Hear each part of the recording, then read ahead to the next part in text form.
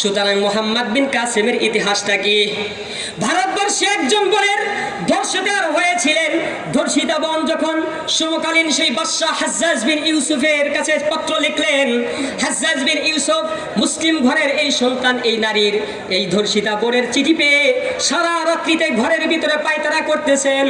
দোস্ত তার স্ত্রী বলতেছেন, আপনি ঘুমান না কেন, এত পেরেশান? আমি দোস্ত তোমাদেরকে বলতে চাই, হাজ্জাজ বিন ইউসুফের নসিহত, হাজ্জাজ বিন ইউসুফের প্রশংসা করা আমার উদ্দেশ্য নয়, বরং আমি শুধু বলতে চাই হাজ্জাজ বিন ইউসুফ একজন জালেম শাসক ছিলেন। হাজ্জাজ বিন ইউসুফ এমন একজন জালেম শাসক ছিলেন যার নিজ হাতে সাহাবীদেরকেও হত্যা করেছিলেন। কিন্তু আমি এমন একজন জালেম শাসককে বর্তমান জামানার জালেম শাসকদের সাথে তুলনা করতে চাই। মুসলিম শাসক হয়ে মুসলিম ঘরের মধ্য থেকে এতটা জালেম ভালো নয়। সুতরাং হাজ্জাজ বিন ইউসুফ সাহাবীদেরকে হত্যা করেছে ঠিক, কিন্তু একজন মুসলিম বোনের ধর্ষণ তিনি বরদাস্ত করতে পারেন নাই। হাজ্জাজ বিন ইউসুফ সকাল না হতেই সিদ্ধান্ত গ্রহণ করলেন, নিজ কন্যা সন্তানের জামাতা মুহাম্মদ বিন কাসেমকে মাত্র 5000 সেনাবাহিনী নিয়ে সুদূর হিজাজ থেকে হিন্দুস্তানে পদার্পণ করলেন। দোস্ত হিন্দুস্তানে এসে মুহাম্মদ বিন কাসেম সর্বপ্রথম একটা হৃদ্যতা করলেন, মায়া মমতা ভালোবাসা তৈরি করলেন। মন্দিরগুলো ভেঙ্গে খান খান করে দিলেন, দেবতার পূজারি বন্ধ করে দিলেন। হিন্দুদের বিপক্ষে তিনি লড়লেন। মুহাম্মদ বিন কাসেমের হয়ে, মুহাম্মদ বিন কাসেমের হয়ে হিন্দুস্তানের নিম্ন শ্রেণীর হিন্দুরাও তার পক্ষ নিয়েছিলেন। কারণ হিন্দুরা এত জালেম, এত জালেম, এত জালেম, নিজ স্বজাতি যারা নিম্ন পরিবারে থাকে, নিম্ন বংশের থাকে, তারাও তাদের উপর জুলুম করতে দ্বিধা করে না। দোস্ত মুহাম্মদ বিন কাসেমের সহযোগী হিন্দুস্তানের নিম্ন শ্রেণীর হিন্দুরাও হয়েছিলেন।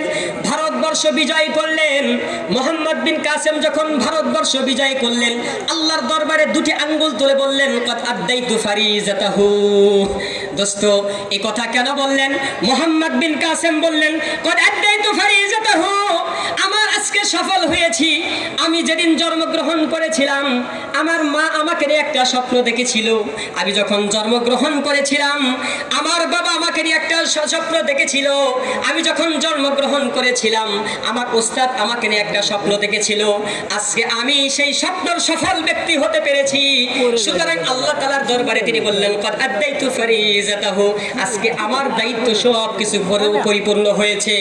দোস্ত আমি তোমাদেরকে বলতে চাই, মুহাম্মদ বিন কাসেমের মতো চেতনা তোমার অন্তরে আনতে হবে। এই নিয়ম, এই স্বপ্ন তোমাদেরকেও জাগ্রত করতে হবে। সুতরাং মুহাম্মদ বিন কাসেম যেমনি ভাবে মায়ের স্বপ্ন পূরণ করেছে, বাবার স্বপ্ন পূরণ করেছে, ওস্তাদের স্বপ্ন পূরণ করেছে, তুমি যখন দুনিয়াতে এসেছো, তোমাকে নিয়ে তোমার মাও একটা স্বপ্ন দেখেছেন। তুমি যখন দুনিয়াতে এসেছো, তোমার বাবাও তোমাকে নিয়ে একটা স্বপ্ন দেখেছে। তুমি যখন বিদ্যালয়ে গিয়েছো, তোমার বিদ্যালয়ের শিক্ষকগণ তোমাকে নিয়ে একটা স্বপ্ন দেখেছে। দোস্ত তোমার স্বপ্ন শুধুমাত্র সিটিজেন আর গ্রিন টাওয়ারে বসবাস করা মুসলিম যুবকের কোনো স্বপ্ন হতে পারে না। তোমার স্বপ্ন আকাশ ভ্রমণ করে আকাশ পথে চলা মুসলিম যুবকের স্বপ্ন হতে পারে না। তোমার স্বপ্ন সমুদ্র সৈকত ভ্রমণ করা, এটা হতেই পারে না। তোমার স্বপ্ন বিভিন্ন জায়গাতে টুরিস্ট করে করে আনন্দ ভোগ বিলাসে জীবনযাপন করা তোমারও স্বপ্ন হতে পারে না। দোস্ত তুমি একটা স্বপ্ন দেখেছো, আমিও একটা স্বপ্ন দেখেছি। তোমার স্বপ্ন গ্রিন টাওয়ার সিটিজেনে বসবাস করা, আকাশ পথে ভ্রমণ করা, সমুদ্র সৈকত ভ্রমণ করা, বিভিন্ন দেশে দেশে ভ্রমণ করা, এটা তোমার স্বপ্ন হতে পারে। দোস্ত আমি তো একটা স্বপ্ন দেখেছি, তোমার স্বপ্ন ওই স্বপ্ন হতে পারে। আমি যখন জন্মগ্রহণ করেছি, আমার মা স্বপ্ন দেখেছে, আমার বাবা স্বপ্ন দেখেছে, আমার উস্তাদগণ স্বপ্ন দেখেছে। ও যুবক আসো, এমন স্বপ্ন লালন করি। আমার সেই স্বপ্ন হোক দ্বীনের জন্য, স্বপ্ন হোক ইসলামের জন্য, স্বপ্ন হোক দিন বিজয়ের জন্য, স্বপ্ন হোক শহীদ হওয়ার জন্য। এমন শহীদ হব, লাশের টুকরো দেখে দেখে শাহাদাতের বরণ করব। আমার লাশের চিত্র দেখে বিশ্বের 50 কোটি যুবক যাতে শাহাদাত বরণ করার জন্য পাগল করা হয়ে যায়, পাগল করা হয়ে যায়। সুতরাং এমন শাহাদাতের তামান্না তোমাদেরকে আনতে হবে।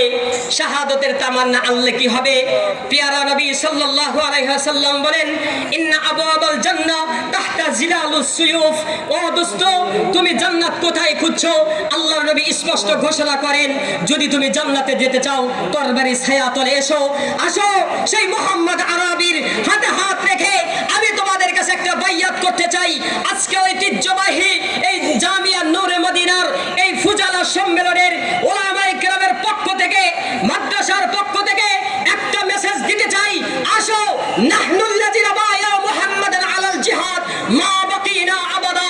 যেখানে যে অবস্থায় নাস্তিক, মুরতাদ, বেদাতি, কুফরি, তাগুতি শক্তি আসবে, আমরা ফারুক সাহেবের হাতে নেতৃত্ব নিয়ে ইনশাআল্লাহ সকল বাতিলের মোকাবেলা করতে আমরা প্রস্তুত।